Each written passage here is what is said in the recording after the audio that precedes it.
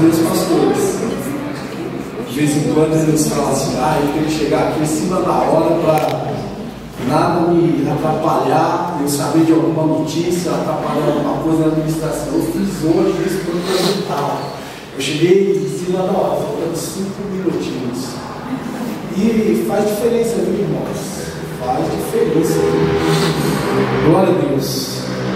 Vamos estudar um pouco, meditar um pouco, considerar um pouco, ruminar um pouco a palavra de Deus. Amém. Se você tem a sua Bíblia, por favor, vamos tomar uma base aqui do que nós queremos falar no momento de hoje.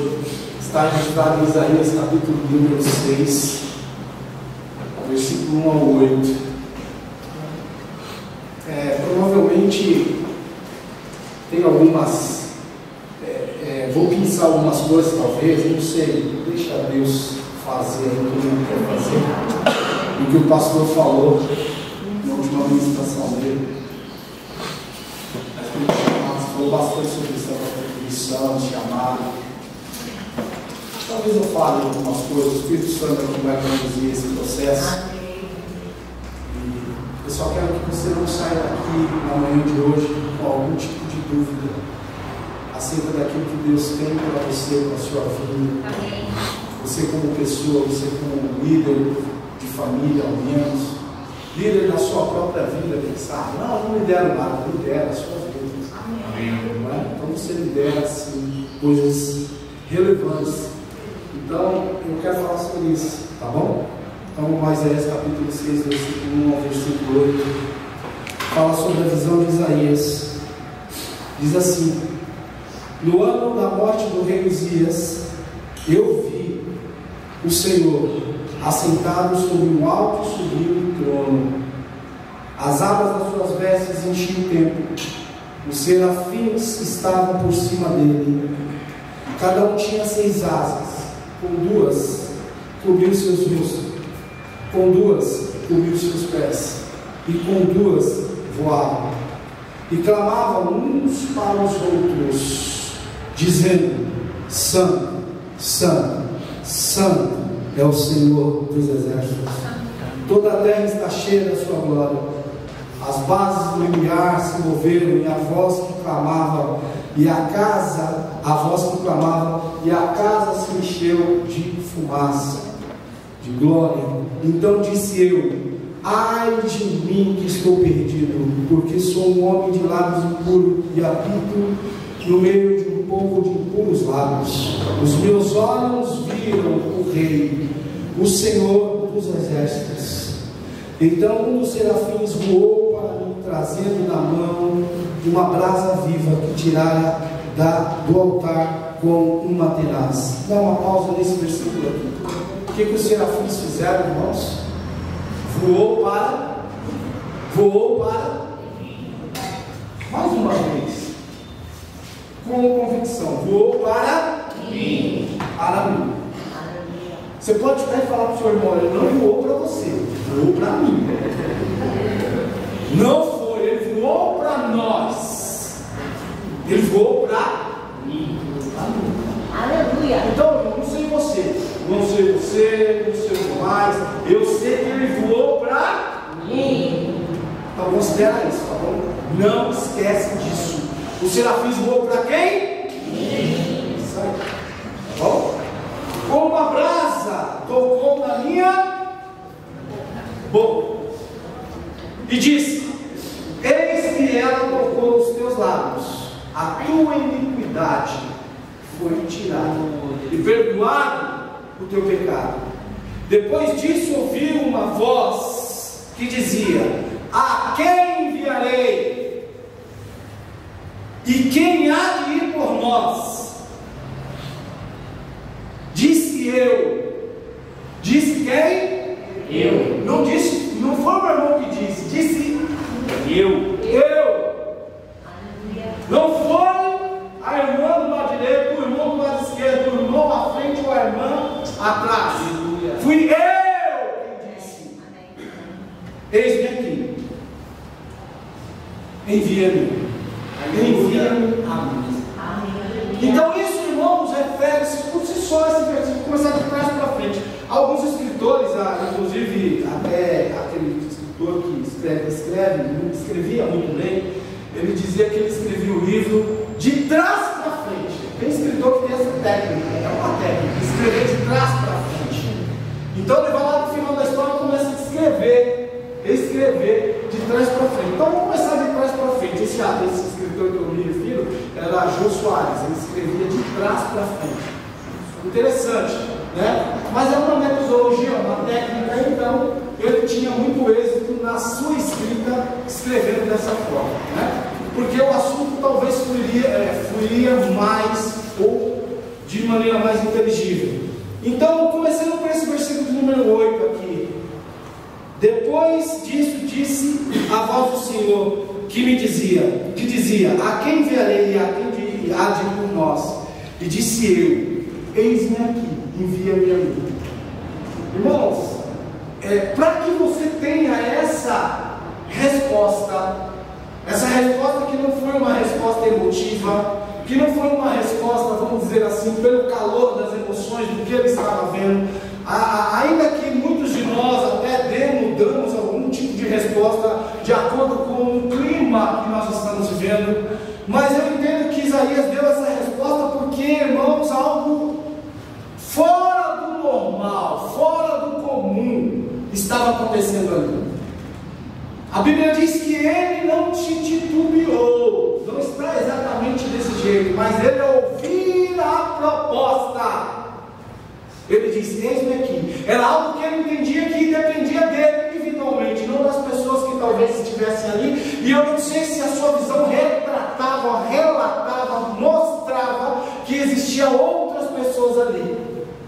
Outros seres sim existiam ali, serafins, por certos querubins, por certos anjos, por certos arcanjos, mas ele focou exatamente com o que ele estava vendo naquele momento na sua visão, os serafins voando, com 6 asas, coisa acho que eu nunca vi isso, extraordinária, mas os olhos dele viram aquilo. Então ele, irmão, de pronto, falou, eis-me aqui, envia-me a mim. Amém?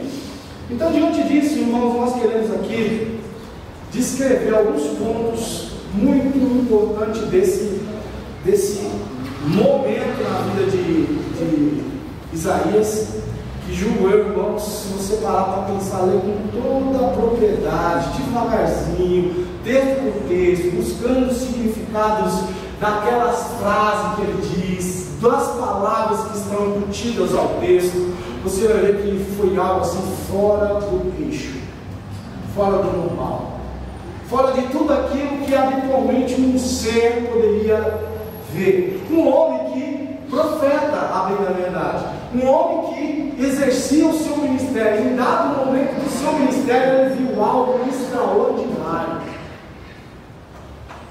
Se você pegar aqui, o que um profeta faz? Um profeta, ele declara coisas.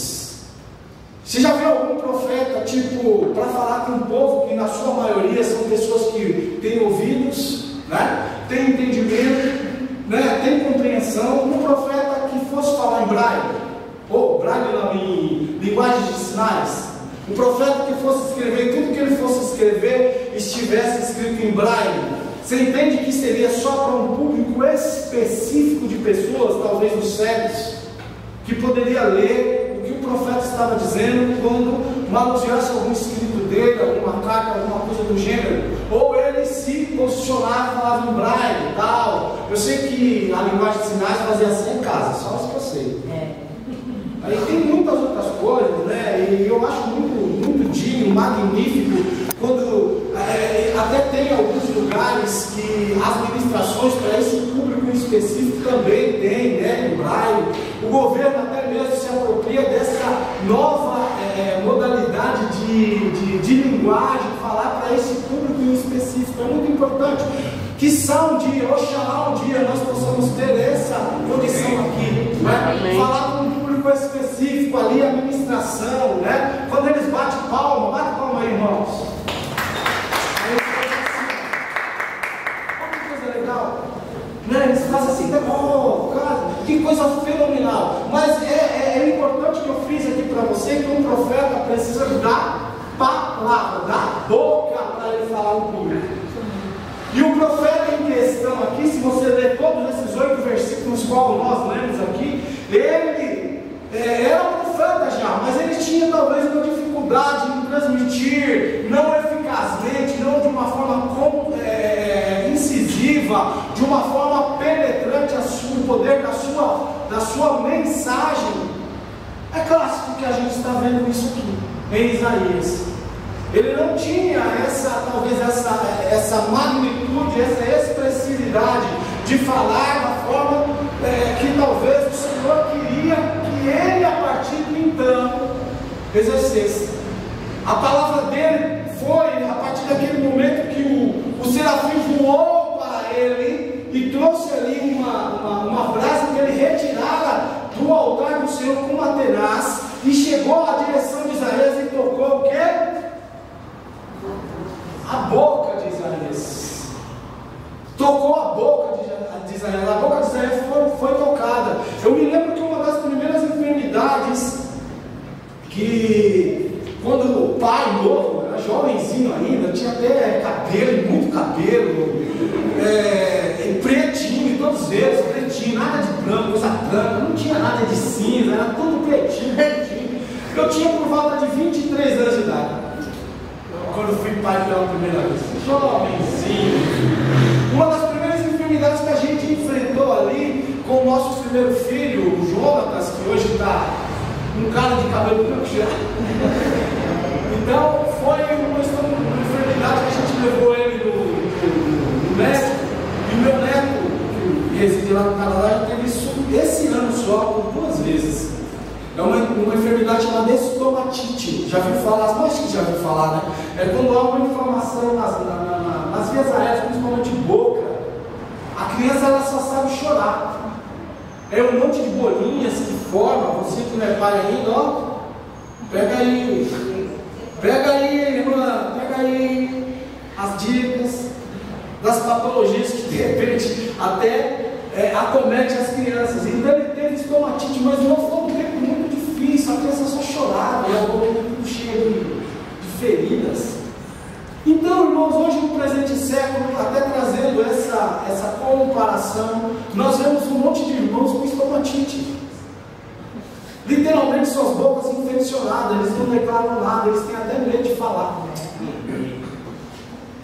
E isso foi o que o profeta recebeu naquele momento ali, quando um serafim sai com uma tenaz nas mãos, vai até o altar, prega ali um pouco, ou uma brasa apenas, não um pouco, mas uma brasa, pega ali com aquela tenaz e vai e toca na boca do profeta.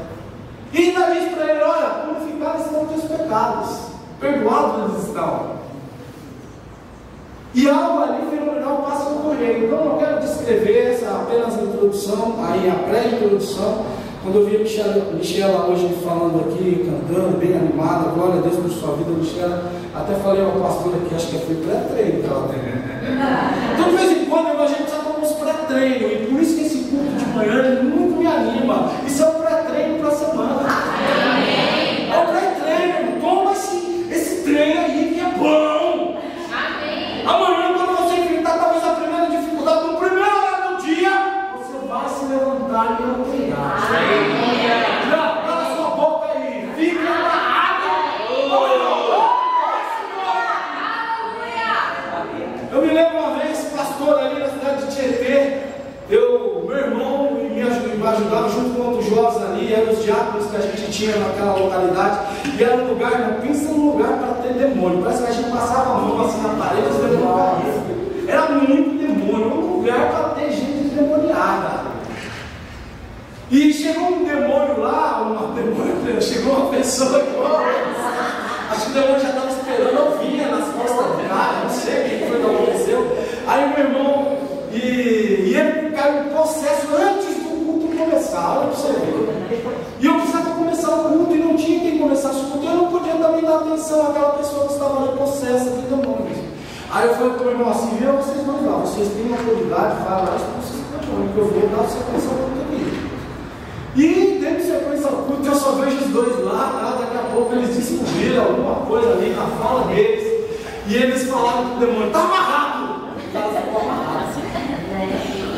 E o cara deitado amarrado, e ele está amarrado em nome de Jesus, ele é amarrado. E eu só venho de lá de trás, do altar, e eles lá atrás pelejando com aquele cara endemoniado. Aí daqui a pouco, final do culto e tal. Aí ele falou, então o que foi que aconteceu? Então, eu falei que estava amarrado. E ele estava amarrado, e vez ou outra eu via um também apontando o dedo de novo, mas outro apontando o dedo de novo. E daqui a pouco ele se colocava assim, posição de descansar, querer militar. Aí se balançava o cara e ele.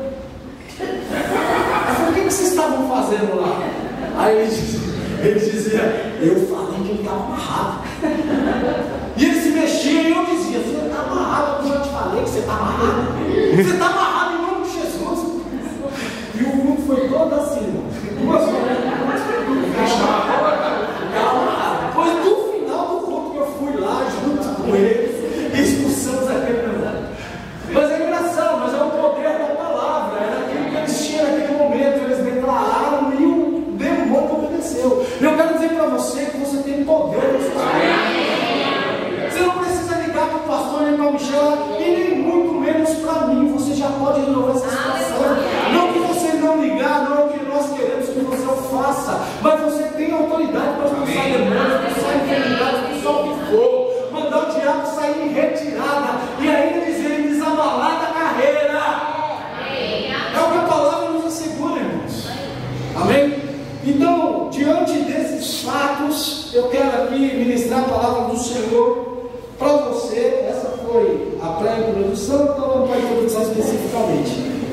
Para entender o que Isaías estava vendo, irmãos, é importante a gente entender fatos como datas e eventos na nossa própria vida. Como, por exemplo, se você perguntar, eu sou diferente de alguns homens porque eu guardo data. Eu tenho essa habilidade. Minha digníssima, nem tanto, mas eu guardo data e guardo com mais crise. Se você quiser saber, eu guardo até o RG de cabeça, eu posso falar de cabeça, RG e CPF. Mas não é o meu, é o dela. Você acredita num trem desse? Eu sei o RG e o CPF dela. Entendeu? Talvez seja tanto usar, utilizar, decorar, mas para mim não é dificuldade não. Então, para entender a importância de uma data ou de um evento, a gente precisa contextualizar questões importantíssimas e relevantes para nós. Por exemplo, onde você estava em 1994? Nasci. 94 você nasceu. Mas em 94 aconteceu um evento no Brasil muito importante.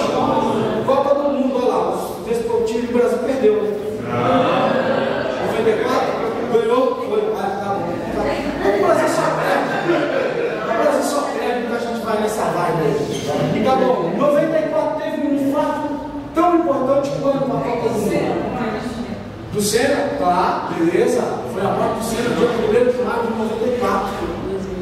Um grande fato também em 94 aconteceu. Não sei se você se recorda. Refere-se a dinheiro. Um plano real. 94, plano real. E nós se gabávamos e falávamos assim: oh meu Deus, o real agora, 1 a 1, agora o real. Naquela época foi. Então foram datas específicas que o ano te diz muito a respeito. Trazendo esse paralelo para a visão de Isaías, Isaías foi clássico e disse: no ano que morreu o rei Uzias, o ano que morreu esse rei, o rei Uzias, eu vi, diz a visão dele, eu vi, os meus olhos viram. Foi algo memorável, por 2 razões, no mínimo aí. Quando ele se refere ao ano que morreu o rei Uzias, primeiro a gente vai lá e busca quem foi esse cara, o rei Uzias. Quem foi o rei Uzias? Se você for buscar ali os feitos dos reis de Israel, você vai conseguir de todos eles. E se você for buscar o feito desse camarada chamado Uzias, você vai ver que não foram bons. Embora ele tenha governado por volta de quase 50 anos, um tempo assim, vamos dizer, magistral, bem grande mesmo. E ele ali, no seu governo, ele não fez coisas tão tão boas. Ele era um rei ímpio, arrogante, um rei presunçoso, um rei que confiava no seu braço. Quantos demais reis, antes dele e depois dele, você viram alguns reis na história de Israel, alguns reis que despontavam, onde alguns até começaram tão cedo como rei e faziam o que era certo, e outros também que agiam impiedosamente, mas igual Uzias especificamente, foi um dos piores reis que teve ali. E ao trazer esses acontecimentos para a nossa cronologia atual, podemos determinar com clareza a sua relevância, o que foi relevante. Então, o que foi relevante para Isaías naquele momento foi ele falar que foi justamente nesse ano que morreu o rei Uzias. Talvez assim ele dava muito crédito, vamos imaginar, né, que o texto diz muito crédito à pessoa do rei Uzias. Mas o rei Uzias agora era morto, o rei Uzias não existia, o rei Uzias morreu. Então ele passa a falar, no ano que esse rei arrogante morreu, presunçoso morreu, esse rei que representa a iniquidade morreu, esse rei que representa tantas coisas negativas morreu. Os meus olhos viram. Se você trazer esse paralelo para você mesmo, você só vai ver coisa relevante da parte de Deus quando alguma coisa ruim em você morrer. Morrer mesmo. Você mudar de não só virar a página, mas trocar de livro. Amém. Você entende o que eu estou falando? Não é só virar a página como se fosse o caso de você recapitular o que você leu no capítulo anterior da sua vida. Não, é mudança de vida, mudança de atitude. Quando nós cantamos aqui, esse último louvor que tocou-nos muito, diz: quem é esse? Alguém que pode mudar e dar sentido à nossa vida, ocupar os vazios que existiam nela. Então isso não é virar a página, isso é mudar de livro, isso é mudar de atitude, isso é mudar consideravelmente as coisas que você fazia, que eu fazia, que nós fazíamos. Então Isaías ele estava fazendo uma divisão na sua história, e ninguém está dizendo aqui que ele já não era profeta. Eu até entendo que sim, não foi o início, o marco inicial, até porque existem 5 capítulos anteriores a esse fato no livro de Isaías.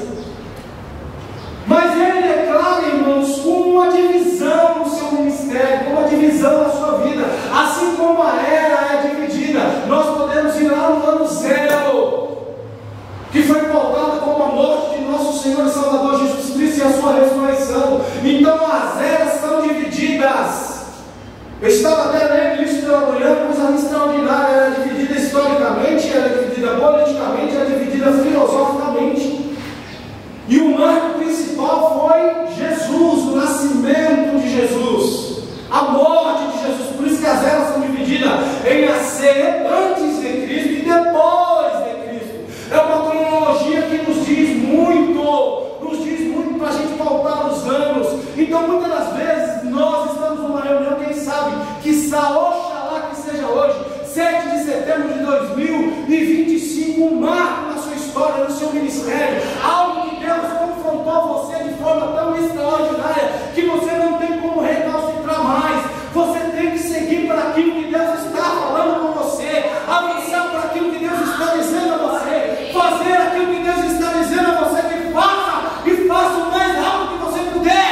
Amém. Ou pelo menos se prepare para aquilo que Deus tem para você. Entenda aquilo que Deus tem para a sua vida. Entenda os assuntos que Deus tem para nós. Nós precisamos nos posicionar. Amém. Aleluia. Entender para que veio, para que estou aqui. Aleluia. Entender que não é um simples ajuntar de pessoas. Esse entendimento é o que estava florando no coração de Isaías. Os meus olhos viram o Senhor. Onde? Que dia? Aonde foi isso? No ano que morreu o rei Uzias. Aquele ano memorável de arrogância se foi. Aquela honra ao rei humano se foi. Ele já não existe mais. Então essa divisão de eras, irmãos, é necessária, pois elas travam pilares na nossa cronologia como humanos. Você entende isso? Se você perguntar para as pessoas o que aconteceu em 2020, pandemia, e matou muita gente. Pandemia foi algo que mudou a história de muitas pessoas.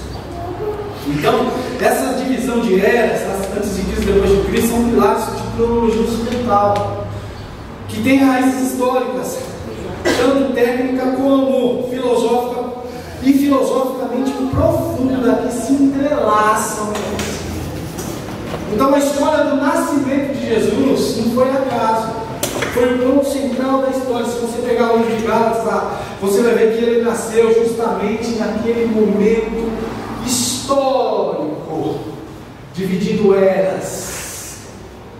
Amém? Amém. Em resumo, a divisão de antes de Cristo e depois de Cristo é o resultado da decisão dessa pessoa, que inclusive é um monge da Igreja Católica, e que funciona como um sistema de contagem. Amém? E no caso da visão de Isaías, também houve a relevância quando o profeta menciona especificamente a morte do rei Uzias. A data marca o início que era, ao menos para ele, profeta. Então pode ser que esse dia, para alguns dos irmãos aqui, não tenha relevância nenhuma. Eu sei que para alguns terá relevância. Amém. Toda a relevância. Então isso é muito individual. Quando até mesmo você diz que o serafim voou para quem? Mim. Quem foi que disse: eis-me aqui, envia-me a mim? Eu. Então não espero que as outras pessoas o façam. Eu estou fazendo. Amém. Esse serafim voou para mim. Então, queridos, era isso. Então, o ano da morte do rei Uzias relata a morte do rei, que para o seu povo era um monarca como todos, com todos os requisitos do seu cargo específico. O que um reino especificamente significa para os seus súditos? Um rei significa sabedoria e justiça, significa proteção e segurança, significa liderança e visão, significa integridade e exemplo, e significa conexão para o seu povo. Então talvez fosse isso exatamente que Isaías estava vendo, mas tudo de forma pejorativa, de uma forma que não traz inteligência, entendimento nenhum. Então a morte desse rei foi um evento marcante para ele como profeta, por razões históricas e também por razões espirituais. Morreu lá o rei Uzias, e aqui está saindo um novo profeta, o profeta Isaías, para o chamamento, o cumprimento do chamamento que o Senhor deu seu caminho. Então ela não apenas sinalizou o fim de uma era, mas abriu um caminho para uma nova visão, um novo propósito de vida e por aí. Então a relevância da morte de Uzias reside na principal visão que Isaías teve. Ele viu o Senhor naquele dia. E ele passa a descrever essa visão tão majestosa, uma visão que ele via, estava vendo, e a gente considera que foi uma visão da mais alta, do mais alto impacto e relevância, biblicamente falando. A narrativa começa de forma direta, quando ele fala da morte do rei. Embora a Bíblia não descreva exatamente onde Isaías estava, mas eu entendo que ele devia estar numa espécie de busca ao Senhor, ou seja, o lugar não é nem tão relevante assim, seja na casa dele, num palácio, ou seja, num templo especificamente. Eu sei que Isaías estava numa busca. Então, a visão que pode nortear a sua vida não necessariamente será dada na igreja, que é um dos lugares que a gente pode receber o maior número de visão nas nossas vidas, o maior número de direcionamentos na nossa vida, o maior número de palavras afirmativas àquilo que o Senhor Deus nos chamou para fazer. Mas também isso pode ocorrer no seu secreto, isso pode ocorrer na sua sala, isso pode ocorrer quando a palavra de Deus até refere-se, relata um momento onde Pedro estava no alto, assim, talvez numa sacada orando, e ele viu um lençol descendo pelas pontas, e os olhos dele viam uma visão, uma espécie de visão aberta, e os olhos dele viam aquilo e uma voz muito audível dizendo: mata e come. Eu, de maneira nenhuma vou comer esse trem aí.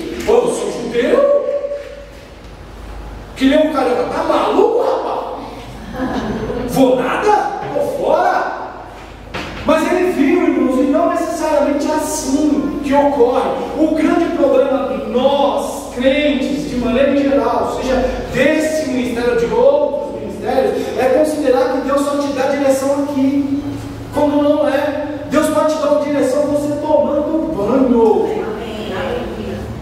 Deus pode te dar uma direção você fazendo os seus afazeres domésticos, cozinhando, e uma voz audível: faça isso, filho, te orientando a fazer algo. Você entende, irmãos? O que nós precisamos é entender a sensibilidade de Deus em nossas vidas. E é tão sensível, tão sensível, tão sensível, que a gente pode perder o time. A gente pode perder essa sensibilidade e achar que aquilo é de nós mesmos, é achar que aquilo não é Deus, é achar que aquilo, não sei, foi um filme para assistir. Entende, queridos? Então, a relevância da visão de Isaías, ele estava vendo, os seus olhos estavam vendo um lugar santíssimo. Não, talvez seja um lugar onde ele estava em específico, ele não foi transferido ali fisicamente, talvez para aquele local. Ainda assim, que isso também não é impossível de ser feito, viu? Sério? Sério? Porque tem um homem chamado Filipe, inclusive o mesmo nome do nosso pastor, Filipe, né? Filipe. Ele inaugurou as vias aéreas. Espírito Santo, o primeiro que se tem notícia que ele saiu de um canto e foi para o outro. Como esse homem chegou a essa localidade? Se você for buscar os estudos bíblicos, as comparações, não tinha como humanamente o homem percorrer tudo aquilo. Quem o transferiu de um prisma para outro? Então, irmãos, a gente precisa entender que o impossível é para Deus. Amém. É só ele querer, ele faz. Não fique encaixotando Deus. Ele não pode fazer isso. O diagnóstico tem 3 laudas: é morte na certa, hepatose do fígado, que eu não sei se escapo. É metástase, eu já me livre disso há 3 anos atrás, ele reaparece. E daí? E daí? Aleluia. E daí?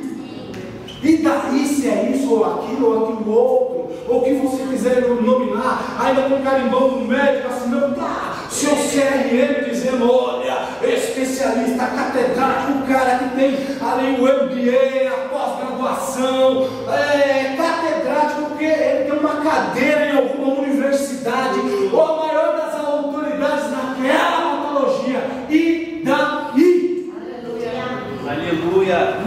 Por mais que ele tenha todos esses títulos, não foi ele que criou a vida. Não foi ele. Não foi ele que soprou nas minhas e nas suas narinas. Não foi ele que nos deu sentido de vida. Não foi ele. Você entende, queridos? Então, esse local, ele não tem muita relevância de onde Isaías estava. O interessante era que ele estava vendo. O que ele estava vendo é de total relevância. Então, a Bíblia, embora não descreva isso, essa localidade, os olhos dele viram. Ele estava buscando ao Senhor. E de repente seus olhos espirituais se abriram e ele presenciou uma cena assustadora. Eu não sei se algum de vocês aqui, talvez os irmãos, volto a te dizer, isso não é parâmetro algum do que eu vou falar aqui. Talvez os mais antigos já devam ter tido essa experiência, os mais novos talvez não tenham, mas não é porque Deus não quer dar, talvez seja pelo seu interesse. Eu não sei se quem já viu, quem teve a grata satisfação de presenciais, ver anjos. Ver anjo. Anjo, eu vou soletrar. A-E-J-O-S. Anjos. Talvez você já tenha visto, até tenha apertado a mão de algum. Mas talvez pela sua insensibilidade, a minha insensibilidade, a nossa insensibilidade, a gente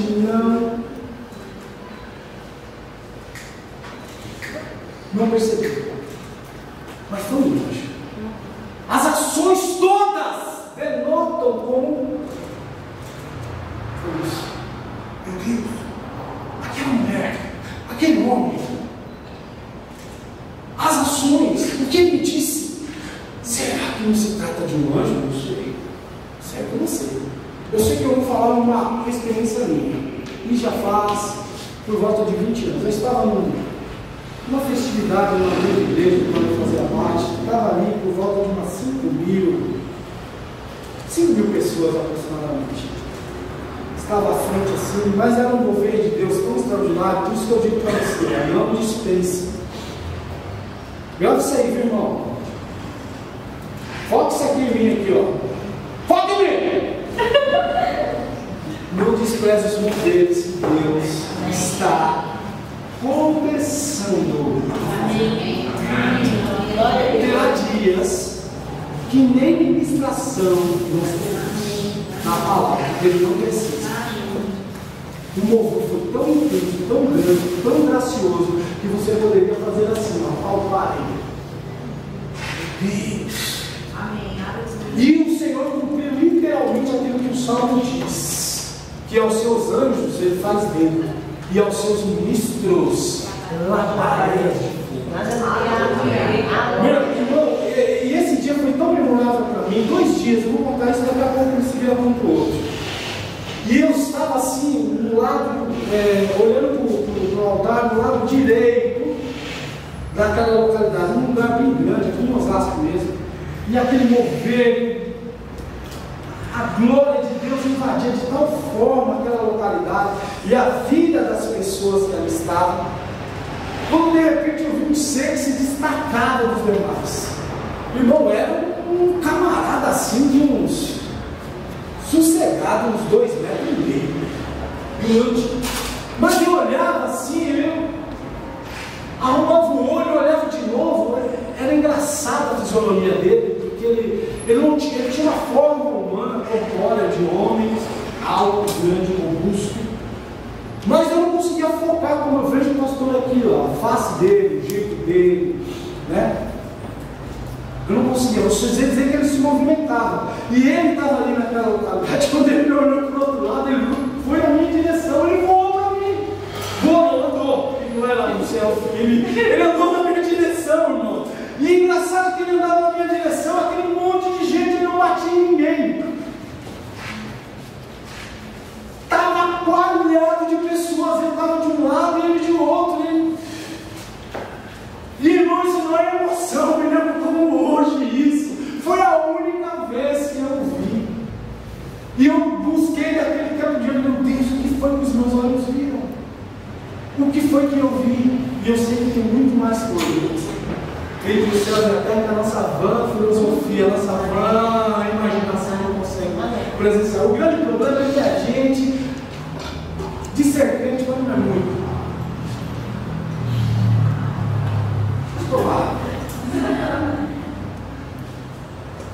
Uma vez, isso há mais tempo ainda, nós estávamos numa vigília, no tempo que existia vigília. Eita, pastor, existia esse negócio, né? Na igreja. Foi um mover tão grande naquele dia, isso foi com a minha irmã, inclusive. Deus visitou o povo de tal forma ali naquela localidade, além de que a certeza de que Deus está internamente dentro de você, mas era algo que as pessoas não se continham. Era algo extraordinário. E ali, irmãos, aquele mover, eu me lembro do diácono, inclusive, ele está na glória, hoje, irmão Francisco, e ele, quando viu aquele mover, as cadeiras eram banco, as mãos não paravam, as pessoas se continham, elas começavam a repetir, as pessoas, irmãos, ficavam assim, olhando, e eu vou te falar, foi isso que atraía as pessoas na rua Jesus a fazer o que elas faziam, a se achegar, querer saber o que esse povo está sentindo nesse lugar. Amém. Ah, não, eu vou atravessar a rua. É isso, atravessa a rua, venha do lado de cá, está passando aqui, entra aqui. É como se alguém estivesse te balizando, ó, aqui, ó, entra aqui, e alguém não pode te recepcionar, senta aqui, e alguém começasse a pegar e acontecesse aquilo aquilo que você nem estava preparado, a pessoa nem estava preparada para receber. Eu fui comprar pão ali na beiradinha, eu estou com a minha vida, e eu estou curada. É isso aí, meus irmãos! Como se você não entendesse. Nós chegamos aqui, quem chega primeiro aí? Luan, Rábia, os que chegam primeiro e a fila já está grande. Eita, o que é isso aí? O que vocês estão fazendo aí? A atração do Senhor ao que nós aqui adoramos, demonstramos para as pessoas como que deve ser feito. E esse mover desse dia, voltando a isso, o irmão Francisco, como o Renan está lá, estava na porta, assim, tomando conta, e o mover de... A coisa ficou tão fervilhante, borbulhante, que as pessoas começaram a regalar os olhos. Meu Deus do céu, o irmão Francisco, que é bobo nem nada, já trocou a porta. Ninguém sai daqui.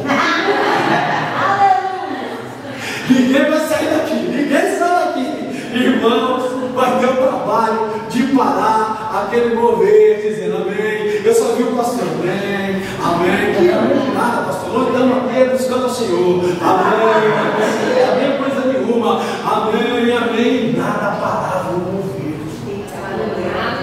Você ansia por Deus assim? Amém. Então deixe o anjo voar na sua direção. Amém. Não vire as costas para ele, não. Aleluia. Ele voou. Então a visão era aterrorizante, porque era ao mesmo tempo avassaladora, e ele viu o Senhor assentado no alto sublime trono. A sua hora, a hora das suas vestes enchia o tempo de tal forma, a glória de Deus não era apenas sentida, mas era densa, visível e palpável, preenchendo os espaços de forma inquestionável. É isso que Deus quer fazer. Não só a sua vida, mas a vida de todos nós, de uma forma que as pessoas veem, não tem como. É Deus na vida desses irmãos. Deus na vida desses irmãos. Sabe, irmãos, muitas das vezes a gente atribui muito, e não é errado fazer isso, tá certo? Porque essas pessoas pagam um preço por isso, e é glorioso, né? E a gente já viu alguns moveres desse jeito, e a gente atribui muito isso apenas às irmãs do coque. E quando uma irmã do coque chama outro, muito coque me chamou. Então esses moveres, irmãos, não é só para as irmãs do coque. É para você que tem uma unha. Nossa, sua unha. Meu Deus! Para você, porque isso não está atrelado à sua fisionomia. Isso está atrelado ao mover de Deus dentro do seu nome. Você pode dizer em alto e bom som: enfermidade, eu te dou uma ordem. Esses dias eu vi um rios de um pastor colocando a mão na coluna de uma meninazinha de um ano e 6 meses aproximadamente. Ela era até assim meio curvadinha. Um vídeo ali dos anos 60, sei lá, 60, 70, mais ou menos isso. Quando ele coloca a mão na coluna da menina, a menina dá um tranco. Isso é para nós. Aleluia. Isso é para nós. Não espere que isso só vai ser feito por ministro, que ministro é uma palavra. Pode ser feito por você, irmão. Por você, não por mim, não sou eu. Porque é isso que Deus quer fazer. Esse mover. Amém? Então, seguindo aqui a descrição ali do texto, acima deles estavam os serafins, seres celestiais, cada um tinha 6 asas, com 2 voavam, cobriu o rosto, com 2 voavam, e com 2 cobriu os pés, e chamavam uns aos outros, dizendo: Santo, Santo, Santo é o Senhor dos exércitos, toda a terra está cheia da sua glória. E os fundamentos dos umbrais tremeram, e a sua voz, e a voz daquele que clamava, e o templo se encheu de glória, encheu-se de fumaça. Acima do trono, Isaías escreve: seres celestiais, únicos e majestosos. Os serafins, eles voavam ao redor do trono, um para lá, um para cá, sei lá, aquele mover, aquele, como chama? Aquele balé celestial, né? Aquela sincronia maravilhosa. Eu tento assim imaginar o que Isaías estava vendo. Um espaço muito grande, gigantesco assim, um trono estabelecido, e os anjos um de um lado para o outro, mas não é anjos são serafins um de um lado para o outro, sem bater nenhum no outro, e eles falavam: Santo, Santo, Santo, Santo é o Senhor dos Exércitos. Então o profeta estava focado nesses adoradores celestiais, porque serafim tem essa atribuição de adorar. Nós não temos aqui serafins especificamente, porque pelo menos eu não estou vendo, eu estou vendo o ar-condicionado, as caixas, vocês sentados aí, as cadeiras, meus olhos não estão vendo nada aqui além disso, os meus olhos físicos, né? Mas o que nós temos comparados a isso? Os ministros de música. Quando eles estão ali louvando, adorando ao Senhor, com toda entrega, integridade, pureza de coração, Bia no seu piano, Raquel com seu 1,90 m e pouco de altura, e os irmãos cantando, irmãos, aqui cantando, adorando ao Senhor, seja a equipe que estiver estabelecida para aquele dia, né? Seja o Ricardo ali no piano, seja a Ana no violão, a Bia na voz, então estão aqui falando, trazendo esse entendimento a todos nós, que a presença de Deus está dentro de nós, e nós precisamos interagir com essa presença dentro de nós, dentro de cada um de nós, interagindo, irmãos, e esse lugar vai se transformar, não vai ser Avenida Professor José de Azevedo Minhoto 61, não, vai ser um lugar de adoração, um trono de adoração, a graça de Deus se manifestando nesse lugar, o Senhor interagindo com seus filhos. Enfermidade, dá licença, você nem devia estar aqui, mas já que está, vá-se embora. Olha, professor, você não devia estar aqui, mas já que está, vá-se embora também. Aqui só vai ficar a graça, a unção, a presença inquestionável do Senhor dentro de cada um de nós. Amém. Amém. Você viu que o endereço mudou, não é? 61 da José Azevedo, muito mais. Amém. O que aconteceu? Aí os irmãos falaram: não, vocês não vão embora, não? Eu não sei. Perdeu a noção do tempo. Como o embriagado perde a noção do tempo. O embriagado está caído lá na sarjeta, embriagado com álcool, embriagado, sei lá, com tantas coisas, substâncias que a vida pode lhe oferecer. É disso que eu estou falando. Não você se embriagar com esse tipo de substância, mas se embriagar com a presença, com a interação do Senhor com você.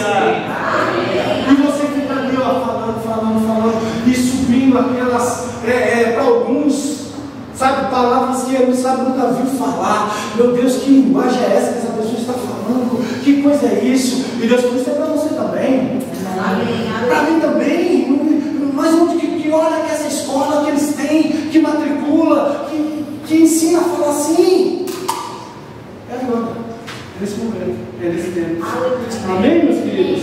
Então, acima do trono, Isaías escreve esses seres únicos, majestosos, os serafins, e com uma voz uníssona, clamando uns aos outros: Santo, Santo, Santo é o Senhor dos Exércitos, e toda a terra está cheia da sua glória.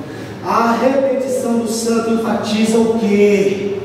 A pureza, a perfeição absoluta de Deus. É por isso que Isaías refere-se: olha, até ontem era o rei Uzias que governava isso aqui, a partir de hoje é o rei Jesus, ainda que não era Jesus entendivelmente na palavra que se referia a Isaías, mas era Deus.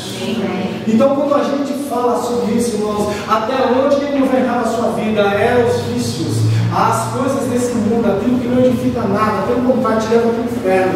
E a partir de hoje, quando você decide por Jesus, é Ele que passa a governar a sua vida. Então, isso que Isaías estava vendo é plenamente possível de você ver. Então, essa repetição do santo enfatiza isso. A presença dos serafins, daquela visão de Isaías, a despeito da existência de outros seres celestiais, como querubins, anjos e arcanjos, ele estava vendo o que? A adoração contínua, a proclamação infinita da santidade de Deus. A visão não só preenche o tempo, como a glória divina também fazia isso, e revela aquilo que ele estava vendo. E o versículo 5 diz: sai de mim que vou perecer, pois estou arruinado. Uma das versões fala que Isaías estava arruinado. Por quê? Porque eu sou um homem de lábios impuros. O que significa isso? Cerimonialmente falando, eu não podia nem estar aqui. E os meus olhos viram. Você não tem culpa do que Deus tem para você, amado. Você não tem. Deus também tem. Ele quis dar e Ele nos entregou. É esse o pré-requisito. Então, Isaías está dizendo: porque eu sou um homem de lábios impuros, cerimonialmente falando, eu não devia estar aqui. E habito também no meio de um povo de impuros lábios, pois os meus olhos viram o Rei, o Senhor dos Exércitos. A certeza de Isaías era de que ele era totalmente indigno de estar ali, diante da santidade e da glória de Deus. E ele não apenas reconheceu a sua própria fragilidade e impureza, mas também a impureza e fragilidade do seu povo. E ele se viu como um pecador, sem nenhuma condição ou mérito para presenciar tamanha manifestação. Aquilo que seus olhos estavam vendo, a sua consciência de indignidade era tão profunda que, ao sentir-se completamente arruinado ou perdido, em total contraste ao que os olhos dele estavam vendo. E o interessante é que ele estava reconhecendo isso nesse exato momento, reconhecendo, diga comigo, reconhecendo quem ele era, cerimonialmente falando, uma pessoa indigna, e o povo com o qual ele habitava também digno, reconhecendo isso, reconhecendo que ele não deveria nem estar ali, mas não é por reconhecimento, irmãos, por você ou eu, ou nós sermos dignos de alguma coisa, não somos dignos de nada. Quem é digno é o Senhor. Tem até um louvor que vocês cantam, eu acho muito bonito, que fala assim: tu és digno de tudo. Não é? Que louvor maravilhoso. Tu és digno de tudo. Não é? Que coisa linda. Quem é digno aqui é o Senhor. Aí Deus, vendo esse reconhecimento, porque o que eu digo para você, Deus, Ele vai se manifestar à medida que você reconhece algumas coisas. Não é eu reconhecer você, é você reconhecer você. O grande problema nosso, irmãos, é esse. A palavra de Deus diz que alguém que aspira o ministério, a excelente obra, deseja. Mas a palavra nos orienta como que deve ser as condições para quem quer esse tipo de condição, abraçar esse tipo de condição na sua vida. Né? Dá todas as listas, dá toda a lista, isso são 20 e poucas, 22, 23, né? E o interessante é que Paulo, chegando a essas instruções a Timóteo, ele diz no texto a Timóteo, dizendo assim: procura apresentar-te a como obreiro que não tem do quê? E que maneja bem. Procura apresentar-te a quem, irmãos? Deus. A Deus. O grande problema é que nós procuramos apresentar o pastor, que não é errado, mas não é ele que valida isso. Ele talvez vai validar o que Deus já validou. Amém. O que Deus validou a você é impressionante.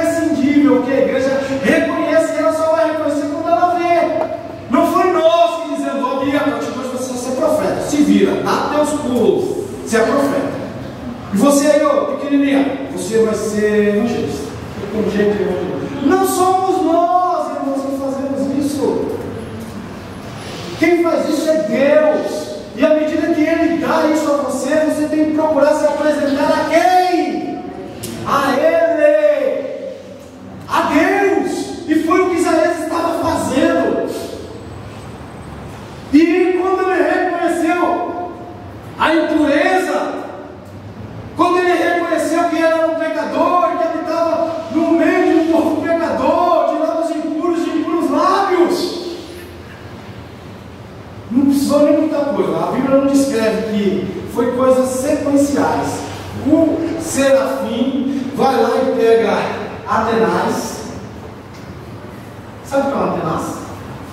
Atenas é uma espécie de torquês, uma espécie de alicate, talvez de 1 metro de 70 centímetros, depende da distância que esteja das brasas, mas em torno de 50 para 60 centímetros. Ele foi lá, pegou a brasa, cravou na Atenas e voa na direção de quem? De Isaías. Então faz todo sentido quando você diz voou para mim. Então prepara, viu, irmãos?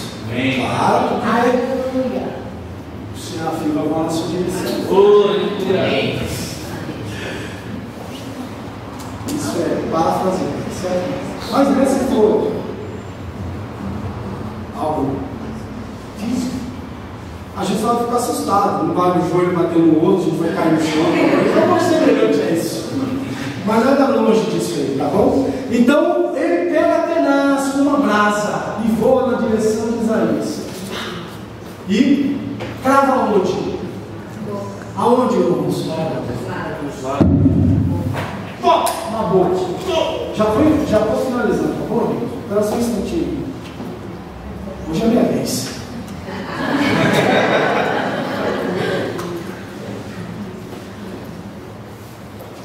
Ele crava justamente na boca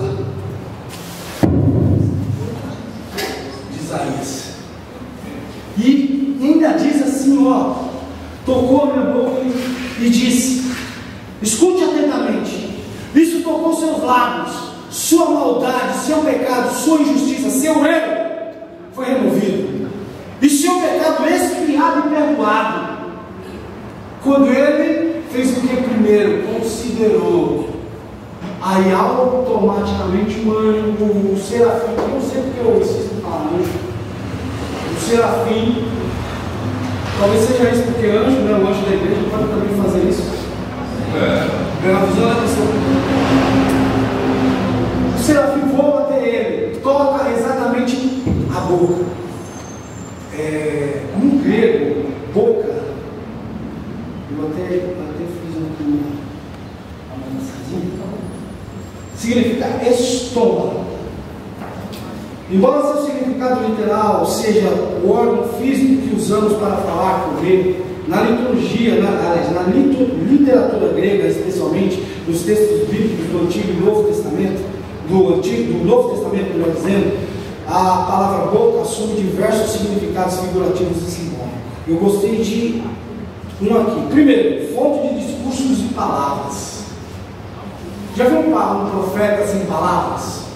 Talvez Isaías tivesse essa expressividade até aquele dia que morreu o rei dos reis, mas a partir dali estava sendo inaugurada uma nova era na vida de Isaías. Então até hoje, talvez as suas palavras não tenham muita expressividade, mas eu estou dizendo a você, se você crer na palavra de Deus, as suas palavras passarão a ter expressividade e relevância. Relevância aonde, pastor? Na sua casa, na sua vida, para as pessoas que estão no seu entorno. Porque até então eram palavras jogadas ao léu, pessoas sem nenhum tipo de, vamos dizer assim, expressividade. Mas coisa boa, irmão, é como você é reconhecido pelas pessoas, como uma pessoa respeitosa, como uma pessoa de caráter, como uma pessoa realmente que tem toda a aceitação que se fala. Então, fonte de discursos e palavras. Por isso que tem alguns vendedores que eles vendem e vendem muito bem, tem alguns que não vende nada, porque o poder de persuasão dele é fraco. E não tem coisa, irmãos, que nós podemos deixar passar batido. O poder de persuasão do crente é alto. Amém. Não insistente, sabe, ao ponto de insistir com as pessoas. Aceita Jesus, miserável. Aceita Jesus. Não, mas é um poder de convencimento. Você mostrar com a sua vida quem é Jesus. Amém. Entende, irmãos? Então, esse fonte de discursos e palavras. Até porque, irmãos, é com palavras, as palavras de sabedoria que nós pregamos no Evangelho. Outro dia eu estava vendo um Reels, um Naruto falando para uma pessoa que cria ali, acho que numa religião hinduísta e tal, e ele falando, e ele dizendo assim: olha, isso que você carrega, isso é carregado de demônio. Aí a pessoa não aceitava aquilo que aquele rapaz estava dizendo, quando daqui a pouco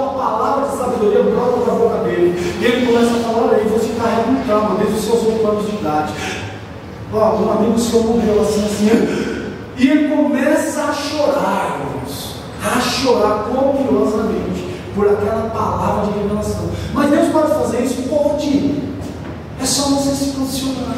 É só você dizer não ao Eluzias e sim ao Jesus. Amém. Amém, queridos? E outra situação aqui que simboliza estômago no grego, que é boca, é a autoridade e poder. A boca pode simbolizar a autoridade de quem fala. As palavras de Deus podem, por exemplo, serem frequentemente descritas vindas da sua boca. Aliás, você nem precisa de uma Bíblia. A Bíblia está dentro do seu coração. E a Bíblia fala, a boca fala aquilo que está cheio no céu.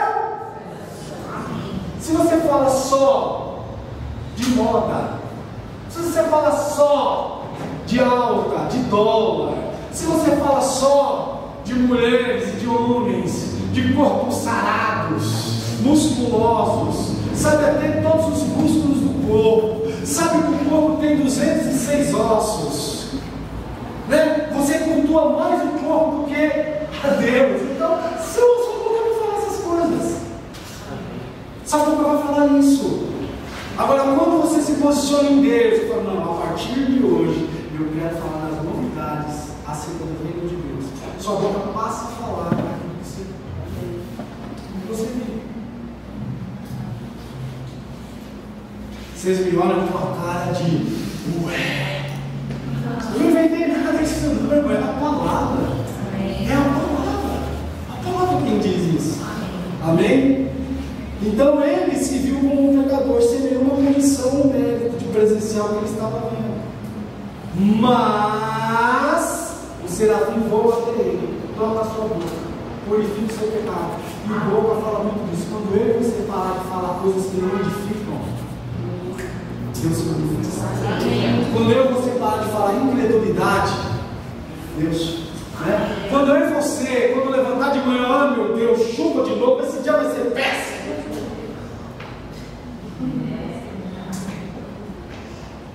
Aleluia. Vai ser. Vai. Ah, meu Deus, de novo, meus enfermidades, meus filhos. Ai, eu não aguento mais essa enfermidade. Você está mentindo, acho que umas 2 ou 3 vezes aí. Não aguento mais. Que história é que não aguenta mais? Ah, é verdade, eu não aguento mais. Cientificamente está provado. Quando eu e você abre a boca dizendo que não aguenta mais, é porque você chegou só a 40% do que você realmente aguenta. Mas não é reclamando, né? Não é reclamando, porque reclamar faz parte. Então fica assim, meus irmãos. Essa é a verdade.